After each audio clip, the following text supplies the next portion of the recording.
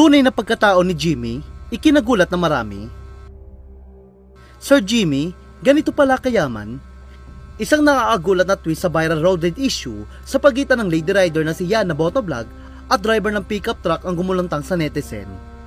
Pinutanayan nito na ang taong inaakala nating ordinaryo lang, siya pa pala ang hindi natin dapat minamaliit. Matatandaan nag-viral ang video kung saan makikitang galit na galit si Yana matapos umano siyang muntik masagi ni Sir Jimmy.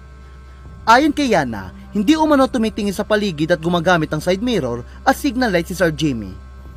Dahil sa inis, kaya pinakuyan niya si Sir Jimmy at pinagmumura pa niya ito. Ngunit nagiba ang hiip ng hangin dahil mula sa pagiging mayabang ay naging tila maamong tupa si Yana nang humingi siya ng sorry kay Sir Jimmy at aminin nagkamali siya. Ani Yana, I would like to take this opportunity to say sorry to Kuya Jimmy for what I've caused, and of course as well as those people who got dragged into the issue. Sorry din po sa citizen of Zambales, the riding community, especially the off-road community. This issue is all on me. Iginit din ni Yana na natututo pa lamang siya at aminado siya naging leksyon sa kanya ang insidente. Nangako siya magiging mas mahinaon siya sa susunod, lalo na sa kalsada. Aniya, makikinig na raw siya ngayon sa payo ng kanyang mga ate at kuya. Humingi rin siya ng paumanhin sa lahat ng naapektuhan at nasangkot sa issue. Ani Yana, I'm still learning. This one especially the hard way.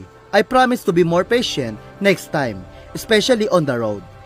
And I listen to my ates and kuyas more. Sorry and pasensya po ulit. Maraming salamat po. Pero kung inaakala ni Yana na papalampasin nito ni Sir Jimmy ay nagkakamali siya. Base sa post ng anak ni Sir Jimmy, hindi sila makikipag-areglo kay Yana at sasampahan nila ito ng reklamo. Aniya, update po, tinutuloy po namin ang pagsampa ng reklamo. Kasunod nito, natuklasan ng netizen na hindi pala basta-bastang tao si Sir Jimmy Pascua.